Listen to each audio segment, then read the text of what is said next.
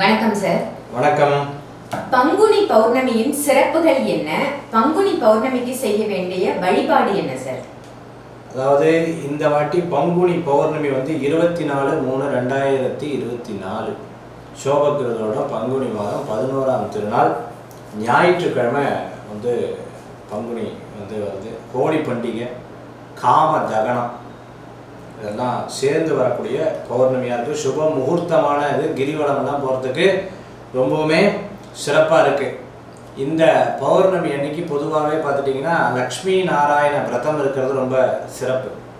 இன்னொரு சுப விஷயம் என்னென்னா, உலகளாவிய அடுத்த வருஷம், அதாவது இது வந்து சோபகிருது வருடம், அடுத்தது பார்த்துட்டிங்கன்னா வரக்கூடிய தமிழ் புத்தாண்டுக்கு மேலே குரோதி வருடம் இருக்குது பார்த்தீங்கன்னா, அந்த வருஷத்துக்கு உண்டான தெய்வமே லக்ஷ்மி நாராயணர் தான். அதனால் லக்ஷ்மி நாராயண வழிபடுறது ரொம்ப விசேஷம். பௌர்ணமிக்கு கிரிவலம் போகிறது ரொம்ப சிறப்பு. சிவபெருமான வணங்குறது ரொம்ப சிறப்பு. உமாமகேஸ்வர வழிபாடு பண்ணுறது நல்ல சிறப்பு. கல்யாணம் ஆகணும் எதிர்பார்த்துட்டு இருக்கிறவங்களுக்கு கல்யாண வரனுக்காக ரொம்ப சிறப்பாக இருக்கும். ஏன்னா இந்த பங்குனி மாதம் குரு மாதம்னு பேர், மீன மாதம்னு பேர், அதுக்கெல்லாம் ரொம்ப சிறப்பாக இருந்துட்டு இருக்கும். ரெண்டாவது பிஸ்னஸ், ஏற்கனவே ஒரு பிஸ்னஸ் இருக்குது, இன்னொரு பிஸ்னஸ் ஒன்று புதுசாக ஆரம்பிக்க போகிறேன்னு சொன்னவங்களுக்கு இந்த பிஸ்னஸை வந்து இன்னும் மேம்படுத்தணும்னு எதிர்பார்க்குறவருக்கு ரொம்ப சிறப்பாக இருக்கும். அடுத்தது பார்த்துட்டு அப்படின்னு சொன்னால், இந்த காம தகனம்னு சொல்லக்கூடிய இடம், தோண்ட தோண்ட சாம்பல் கிடைக்கக்கூடிய ஒரு அற்புதமான கோயில் உங்களுக்கு நான் சொல்கிறேன்.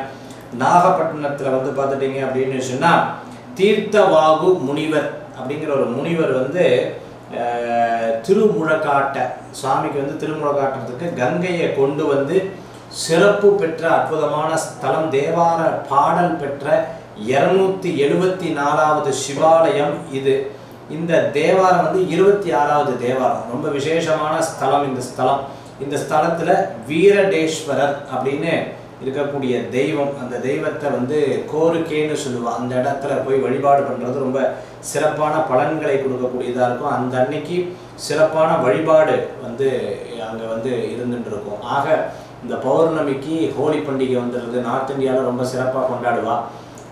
அதே மாதிரி இந்த பௌர்ணமி அன்னைக்கு கிரிவலம் ரொம்ப சிறப்பு. பௌர்ணமி அன்னைக்கு லக்ஷ்மி நாராயண விரதம் இருக்கிறது, உமாமகேஸ்வர பூஜை பண்ணுறது, சுவாமியை வந்து ஆராதனை பண்ணுறதுக்கு, இது வந்து நல்ல தொழில், இரண்டாவது தொழில் பலமாக வர்றதுக்கும், திருமண வரனுக்காகவும் குழந்தை வரனுக்காக பிரார்த்தனை பண்ணுறதுக்கும் ரொம்ப சிறப்பான பௌர்ணமியாக இந்த பௌர்ணமி இருக்கு.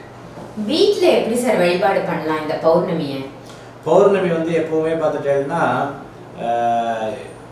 இந்த லக்ஷ்மி நாராயண பூஜை வந்து வீட்டில் வந்து பண்ணுவாள். இந்த பூஜை பண்ணுறது, அந்த லக்ஷ்மி நாராயண பூஜையெல்லாம் பண்ணதுக்கப்புறம் அதுக்கப்புறம் பார்த்துட்டேன்னா சத்யநாராயண விரதம் கடைப்பிடிப்பா. சத்யநாராயணத்தினுடைய மந்திரங்கள்லாம் சொல்லுவாள்.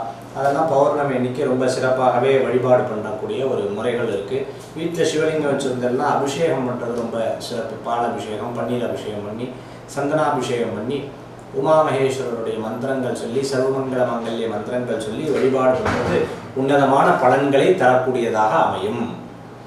பௌர்ணமி பூஜை அப்படிங்கிறது காலை வேளையில் பண்ணுறது சிறப்பா இல்லை மாலையில் பண்ணலாமா சார்?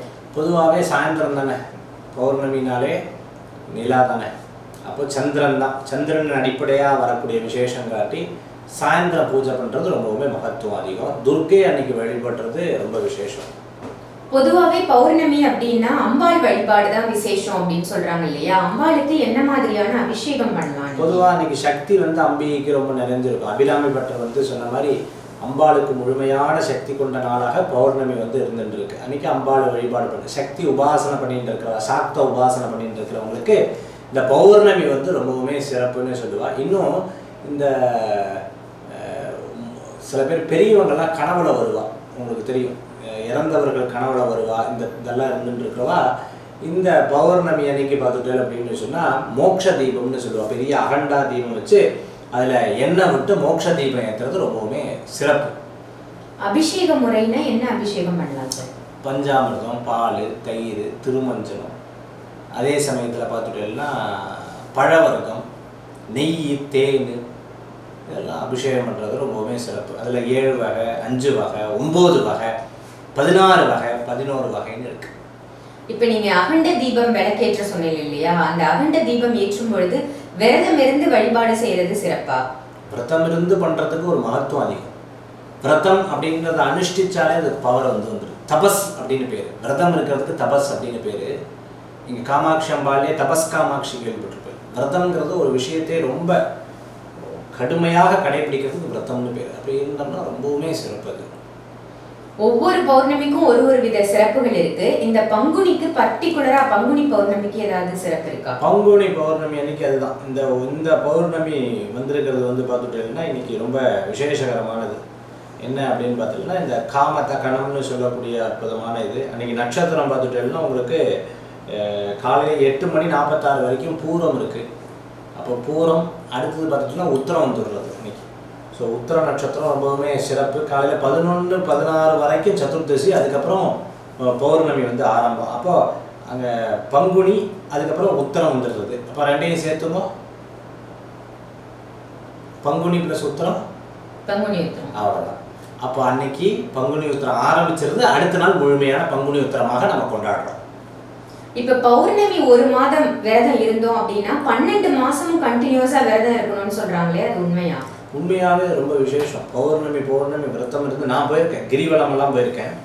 ரொம்பவுமே மகத்துவம் அதிகமாக இருந்துட்டு இருக்கு, ரொம்பவுமே விசேஷம் அதிகமாக இருக்குது. அதனால் இருக்கிறது ரொம்ப சிறப்பு. பௌர்ணமி அன்னைக்கு விரதம் இருந்தோம் அப்படின்னு சொன்னால் நிறைய அந்த சந்திரன் ஜாதகத்தில் பலப்படும், மனசு ஒருநிலைப்படும், புத்தி சம்பந்தமான பிரச்சனைகள்லாம் தீரும், வீட்டில் அம்மாவுக்கு உடல் உபாதைகள்லாம் மாறும், வெளிநாடு சம்பந்தமான சில காரியங்கள்லாம் வெற்றி பெறும். கிரிவலம் போறதால என்ன சார் சிறப்பு பௌர்ணமி அன்னைக்கு? சித்தர்களுடைய தரிசனம், அதாவது சுவாமியினுடைய கேசாந்திரம்னு சொல்லுவாங்க. அந்த இடம் ஃபுல்லாக அவருடைய முடி ஜடாமுடி நிறைஞ்ச இடமாக அதை கருதப்படுறது. அந்த மாதிரி தான் அந்த வழி இருக்கும். பார்த்து இல்லையா, கிரிவலம் போயிருந்தெல்லாம் தெரியும். அதான் ரிஷி கேசம்னு சொல்லுவாள், ரிஷி தேசம்னு சொல்லுவாள். எதை நார்த் இந்தியாவில். அதே மாதிரி இந்த கிரிவலத்தில் அவ்வளோ சிறப்புகள் உண்டு. இரவு நேரம் சித்தர்கள்லாம் தியானம் பண்ணுவாள், யோகிகள்லாம் பௌர்ணமி அன்னைக்கு கண் விழிச்சுட்டு இருப்பாள். அந்த இடத்துல சித்தர்கள் யோகிகள்லாம் நம்ம வந்து தரிசனம் பண்ணலாம் பௌர்ணமி அன்னைக்கு. அதுலேயும் திருவண்ணாமலை போன்ற விசேஷ ஸ்தலங்களில் பிரத்யட்சமாக நம்மளால் பார்க்க முடியும். ரொம்ப அருமையா பௌர்ணமியின் சிறப்புகள், அதுவும் இந்த பங்குனி பௌர்ணமிக்கு என்ன சிறப்பு, அன்னைக்குரிய நட்சத்திரம், அந்த விஷயங்கள் எல்லாம் தெளிவா சொன்னீங்க. அதே மாதிரி பங்குனி பௌர்ணமி அன்னைக்கு எந்த கோவிலுக்கு போகலாம், எப்படி வழிபாடு பண்ணலாம்னு சொன்னது மிகச்சிறப்பா இருந்தது சார். அருமையான தகவல், நன்றி. நன்றி. பௌர்ணமி அன்னைக்கு கோயிலுக்கு போகும்போது என்ன சிறப்பு அப்படின்னு கேட்டால் அஷ்டலிங்க வழிபாடு ரொம்ப சிறப்பு. யமலிங்கம், நிருத்திலிங்கம், குபேரலிங்கம், அப்படி ஒவ்வொரு லிங்கம் இருக்கு இல்லையா, ஒவ்வொரு லிங்கத்துக்கும் ஒவ்வொரு விசேஷங்கள். வாயுலிங்கம், இப்போ வேண்டியதை தரக்கூடிய அற்புதமான சில வழிபாட்டுக்கு இது ரொம்ப விசேஷகரமாக இருக்கும். நன்றி, நமஸ்கார். வேல்வேல் முருகன், வேல் முருகனுக்கு